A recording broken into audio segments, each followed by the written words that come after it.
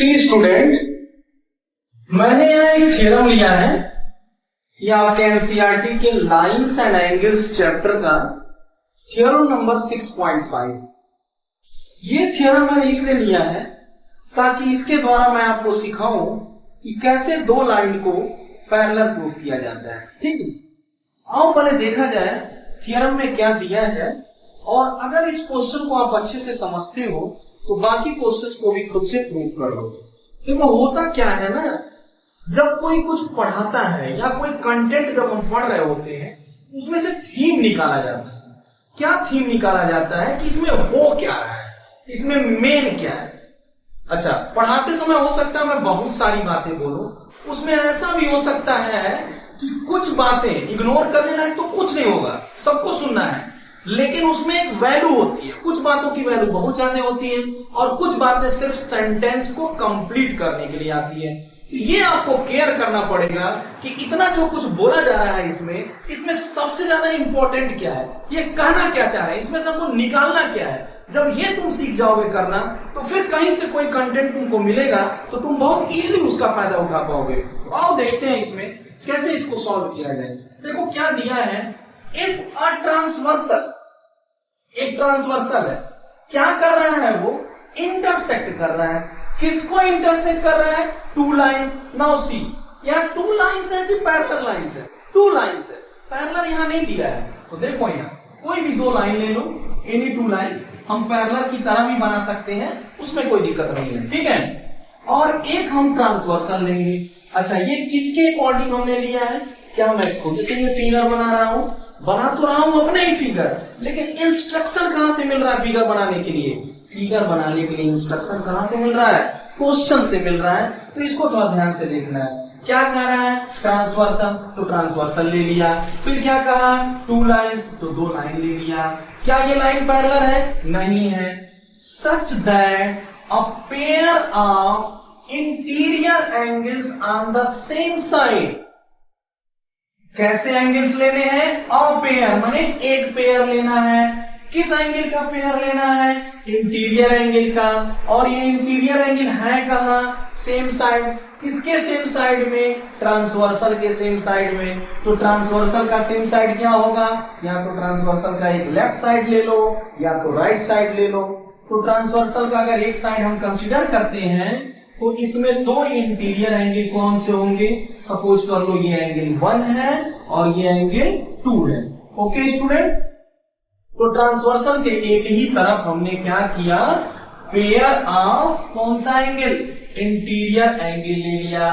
और क्या दिया है, ये दिया हुआ है कि ये एंगल क्या है, सप्लीमेंट्री, जिसको मैंने एक्सप्लेन करते समय आपको बताया था कि यही एंगल क्या कहलाते हैं, को इंटीरियर भी कहलाते हैं। तो यहां गिवन क्या है, देखो गिवन है जो एंगल 1 है, एंगल 1 प्लस एंगल 2, इसकी वैल्यू कितनी है, 180। और लाइन को क्या दिखाना है, पैरेलल। थोड़ा अच्छे से समझना, अभी मैंने आपको क्या बताया है कि यदि आपको पैरेलल लाइन शो करना है तो जितनी 4-5 प्रॉपर्टीज होती हैं, कौन कौन सी 4-5 प्रॉपर्टीज है, पहला होता है अल्टरनेट इंटीरियर एंगल इक्वल होता है, दूसरा होता है अल्टरनेट एक्सटीरियर एंगल इक्वल होता है, तीसरा होता है को इंटीरियर एंगल सप्लीमेंट्री होता है, चौथा क्या होता है, को एक्सटीरियर सप्लीमेंट्री होता है, पांचवा क्या होता है, करेस्पॉन्डिंग एंगल इक्वल होता है। तो इनमें से कोई एक दिखा दोगे तो लाइन पैरेलल हो जाएगा। लेकिन इसके आगे एक बड़ा ही महत्वपूर्ण बात यहां समझना है।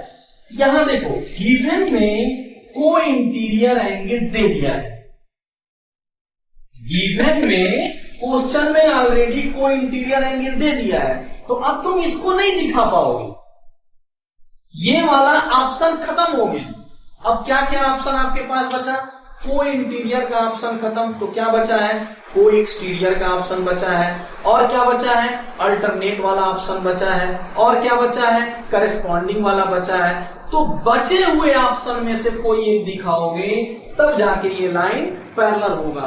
तो इसका क्या करेंगे, इसका इस्तेमाल करेंगे बचे हुए ऑप्शन को शो करने में। तो बचे हुए ऑप्शन में से कोई एक ऑप्शन हम शो करेंगे।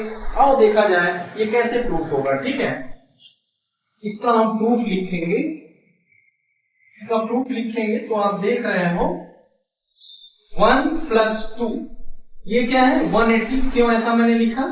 क्योंकि ये क्या है गिवन, ठीक है। और एंगल 1 + 3 ये भी क्या होगा 180। क्यों? क्योंकि ये क्या है लीनियर पेयर, आप जानते हो लीनियर पेयर सप्लीमेंट्री होता है। अब जैसे मान लो ये दोनों 180 के इक्वल है, जैसे x = 5 y = 5, तो x बराबर क्या लिख सकते हैं y लिख सकते हैं। तो यहाँ हम लिखेंगे 1 + 2 = 1 + 3। अब यहाँ 1 से 1 क्या हो गया कैंसिल, तो 2 किसके इक्वल आ गया 3 के। अब थोड़ा सा यहाँ ध्यान देना है, 2 3 के इक्वल आया, कैसे आया? क्योंकि ये करस्पॉन्डिंग है इसलिए नहीं, 2 और 3 इस कैलकुलेशन से, यही ध्यान देना है, यही सबसे इंपॉर्टेंट बात यहाँ है। यहाँ लाइन पैरेलल नहीं दिया हुआ है, लाइन को पैरेलल दिखाना है। अगर लाइन पैरेलल दिया होता तो डायरेक्टली हम 2 को 3 के इक्वल लिखते, क्योंकि लाइन पैरेलल होने पे करस्पॉन्डिंग एंगल इक्वल होते हैं। तो यहाँ लाइन पैरेलल नहीं है, तो ये जो 2 और 3 इक्वल आया है वो इस कैलकुलेशन के वजह से इक्वल आया है। जो हमने ऊपर कैलकुलेशन किए हैं उसके वजह से एंगल 2 और 3 इक्वल आया हुआ है।